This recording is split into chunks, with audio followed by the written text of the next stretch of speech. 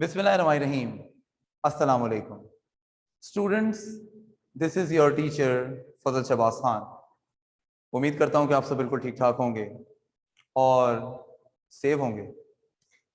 जैसा कि मैंने आपसे आज अपनी प्रीवियस वीडियो में अनाउंसमेंट की कि मैं आपके लिए एक नई सीरीज़ लेकर हाजिर हो रहा हूँ और आपकी रिक्वेस्ट पर, तो लीजिए आपका टीचर आपके चैनल का होस्ट फजल शहबाज खान आपकी खिदमत में हाजिर है अपने एक नए सीरीज को लेकर, which is the series of tenses, और जो अब आपके लिए हो जाएंगे बड़े आसान। So as you can see, it is tenses made easy, जिसका आज आप अपना लेक्चर नंबर 1 यहाँ पर देखने जा रहे हैं।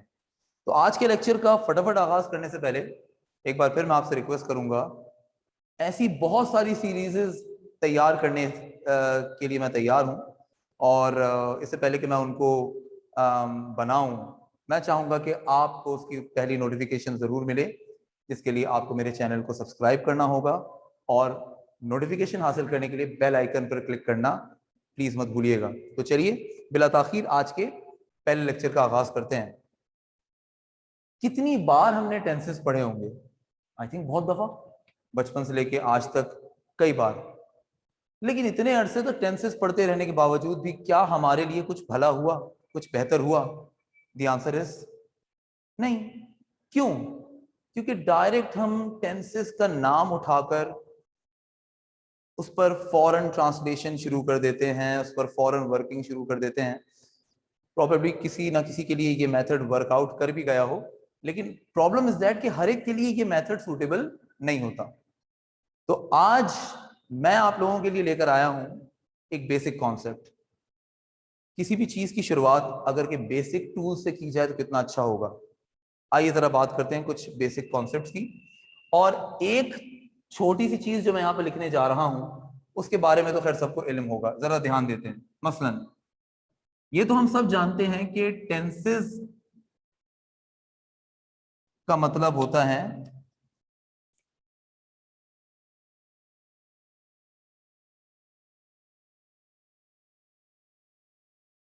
Time aspects. बाज लोग इसे उर्दू में जमाने भी कहना पसंद करते हैं।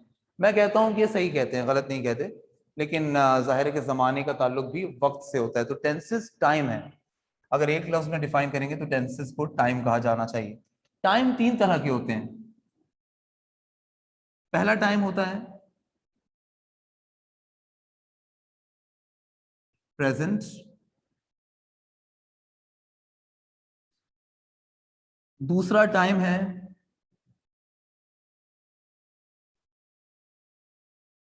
पास्ट, तीसरा टाइम है और आखिरी फ्यूचर। अब ये 3 नाम आपने कई बार सुने होते हैं, ये आपके लिए न्यू नहीं है बिल्कुल भी। I get it, everybody gets this. लेकिन आज मैं आपको यहां पर क्या बताने जा रहा हूं ये जानने से पहले मैं आप लोगों से एक बहुत ही सिंपल सा सवाल कर लेता हूं। इमेजिन करिए कि इस वक्त मुझे ग्रामर में कुछ भी नहीं आता, मुझे टेंसेस भी नहीं आते, मुझे कुछ भी नहीं आता, कोई फर्क नहीं पड़ता।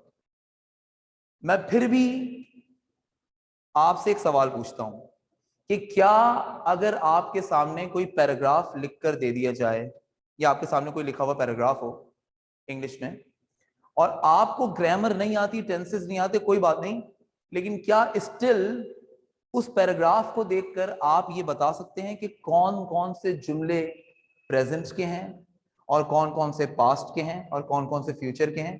क्या आप ये कर सकते हैं? नहीं कर सकते।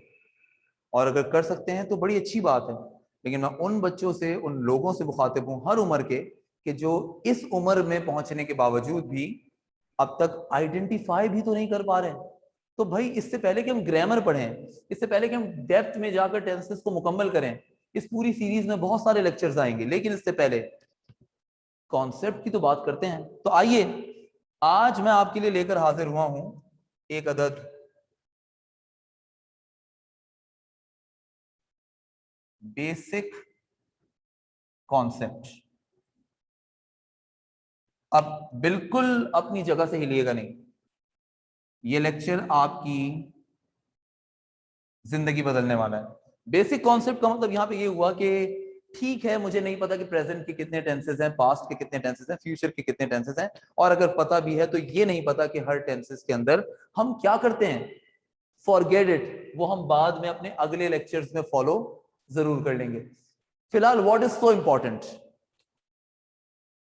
जुमला प्रेजेंट का हो, पास्ट का हो या फ्यूचर का, है तो वो एक जुमला, और जुमले की शुरुआत हमेशा एक चीज से होती है, चाहे वो प्रेजेंट का जुमला हो, पास्ट का या फ्यूचर का। अब गौर से सुनिएगा, मेरी बात ध्यान से सुनिएगा। अगर प्रेजेंट का जुमला होगा तो भी उसकी शुरुआत सब्जेक्ट से होगी, ठीक है। अगर पास्ट का जुमला होगा तो भी उसकी शुरुआत सब्जेक्ट से ही होगी, और अगर कि इवन वो फ्यूचर का जुमला भी हुआ तो भी उसकी बिगिनिंग या उसकी शुरुआत सब्जेक्ट से ही होगी। यानी in short the basic concept says subject is compulsory. अब हमें ग्रामर नहीं आती, कोई बात नहीं, हमें पहचानना तो आना चाहिए ना कि कौन सा जुमला प्रेजेंट का है, कौन सा पास्ट का है, कौन सा फ्यूचर का। अब गौर करिएगा, प्रेजेंट, पास्ट और फ्यूचर तीनों में ही सब्जेक्ट से शुरू करने के बाद जो दूसरी चीज हमें मिलती है वो है वर्ब। सब्जेक्ट प्रेजेंट में भी सब्जेक्ट के बाद वर्ब आता है, पास्ट में भी सब्जेक्ट के बाद वर्ब ही आएगा, और फ्यूचर में भी सब्जेक्ट के बाद, बल्कि इसको मैं यूं लिखूंगा, फ्यूचर में थोड़ा गैप देके लिख रहा हूं, जरा देखिएगा, फ्यूचर में ये मैंने गैप दे दिया है, सब्जेक्ट के बाद कुछ और आएगा, लेकिन इवेंचुअली जो तीसरा वर्ड होगा वो वर्ब ही होगा। अब गौर करिएगा, मुझे ग्रामर नहीं आती, लेकिन आज का बेसिक कॉन्सेप्ट कहता है अगर आपने प्रेजेंट के जुमले को 100 जुमलों के बीच से भी पकड़ना है, या बहुत सारे प्रेजेंट के जुमलों को अगर आपने पहचानना है, तो आपने सिर्फ एक चीज देखनी है कि क्या उस जुमले की शुरुआत में सब्जेक्ट है, बिल्कुल होगा।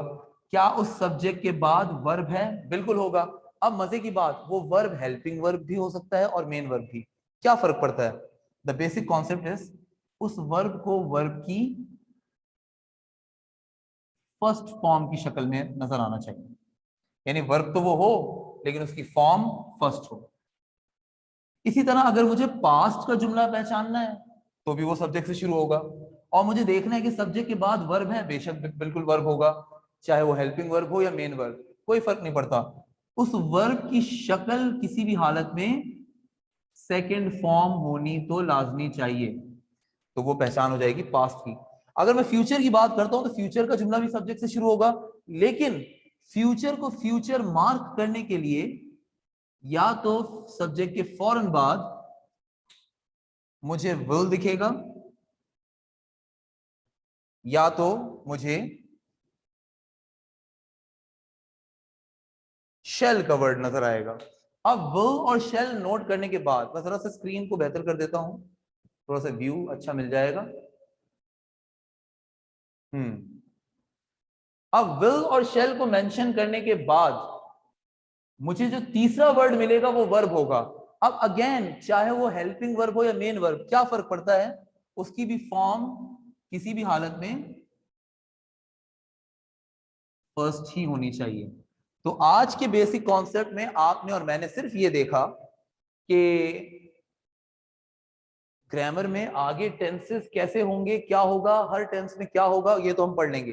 फिलहाल आज हम इस काबिल हो गए होंगे कि किसी पैराग्राफ में हम अगर देखें तो प्रेजेंट के जुमले अलग कर सकें, पास्ट के जुमले अलग कर सकें, फ्यूचर के जुमले अलग कर सकें। आज का कॉन्सेप्ट आपके सामने है, पॉज करके आप इसका स्क्रीनशॉट ले सकते हैं ताकि आपके सामने ये सेव हो जाए। तो उम्मीद करता हूं कि आज का लेक्चर क्लियर हुआ होगा। फजल शहबाज खान को दीजिएगा आज के इस बेसिक कॉन्सेप्ट के साथ इजाजत, और मेरे अगले लेक्चर का इंतजार करिएगा जो कि टेंसेस मेड इजी में मेरा लेक्चर नंबर 2 होगा।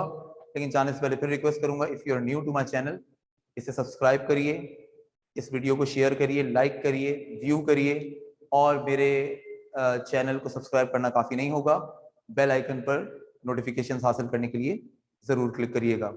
Till we meet next time with another lecture, और do let me know in the comment section अगर आपको कुछ नया जानना हो, सवालात खुल के पूछिएगा। लेकिन मेरे अगले लेक्चर से पहले मैं आपसे आज लेता हूँ इजाज़त।